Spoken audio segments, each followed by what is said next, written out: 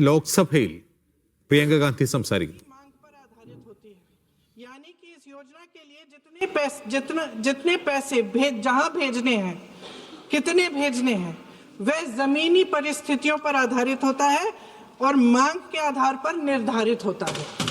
Sir, इस विधेयक की अनुसूची 1 में उपनियम 4(1) और 4(2) द्वारा केंद्र को इजाजत दी गई है कि वह पहले से ही निर्धारित कर लें कि कितनी पूंजी कहां भेजी जाएगी।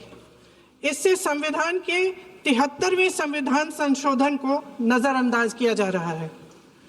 सर महोदय, इसके जरिए ग्राम सभाओं को इस योजना की मांग की जमीनी परिस्थितियों के आधार पर तय करने का पूरा अधिकार दिया जाता था। आज वो अधिकार कमजोर किया जा रहा है। सर आखिर बात है, एक मिनट, जब आप इस पर पूरी डिटेल चर्चा हो तो आप डिटेल बोलना, इस पे आपकी पार्टी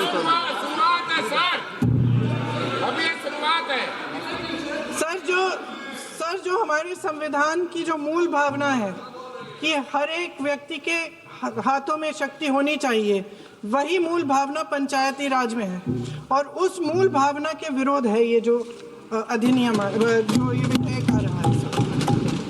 सर, इस विधेयक के जो प्रबंधन है जिससे रोजगार का जो अधिकार है, कानूनी अधिकार है, वो कमजोर हो रहा है, वो हमारे संविधान के विपरीत है। सर ये हमारे इसी सदन ने ये कानून बनाया और इसी सदन ने ये अधिकार जनता को दिया है।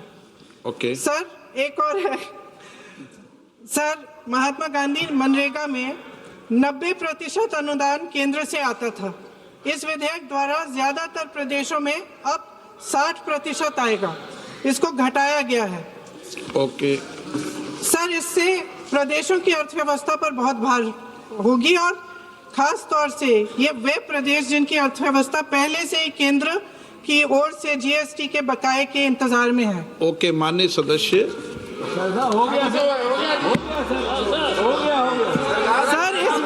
सर इस विधेयक द्वारा केंद्र का नियंत्रण बढ़ाया जा रहा है और जिम्मेदारी घटाई जा रही है। सर जो 100 दिन का अधिकार आपने 125 करने की बात की है, लेकिन इसमें वेतन की बढ़ोतरी, आपकी जो मजदूरी की बढ़ोतरी है, इसकी कोई बात नहीं है। माननीय सदस्यों, सर ये सही बात है कि अभी तक जो बकाया है वो ही पूरा नहीं हुआ है। माननीय सदस्य गणों, मैं आपसे आग्रह आखिरी बात ये है सर कि हर योजना का नाम बदलने की जो सनक है ये समझ में नहीं आती है।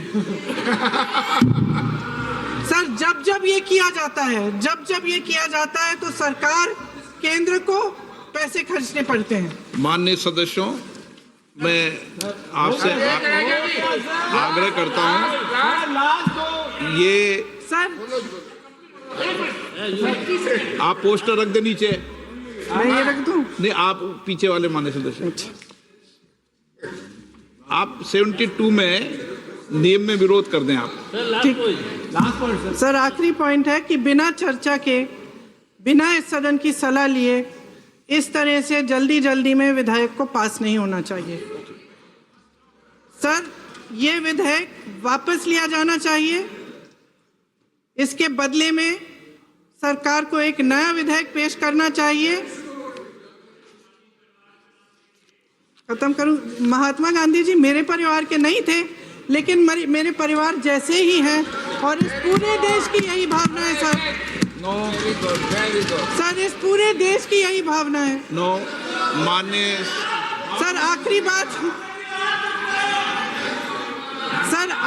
बात यह है कि गहन जांच पड़ताल और व्यापक चर्चा के लिए इसे कम से कम स्थायी समिति के पास भेजा जाना चाहिए और कोई विधायक किसी की निजी महत्वाकांक्षा, सनक और पूर्वाग्रहों के आधार पर न तो पेश होना चाहिए और न ही पास होना चाहिए। धन्यवाद। माननीय सदस्यगण, मैं किसी भी माननीय सदस्य को बीच में नहीं रोकना चाहता, लेकिन सदन नियमों प्रक्रिया से चलता है, नहीं तो फिर माननीय सदस्य सदन के बाहर कहेंगे कि हमें माननीय अध्यक्ष ने बोलने नहीं दिया।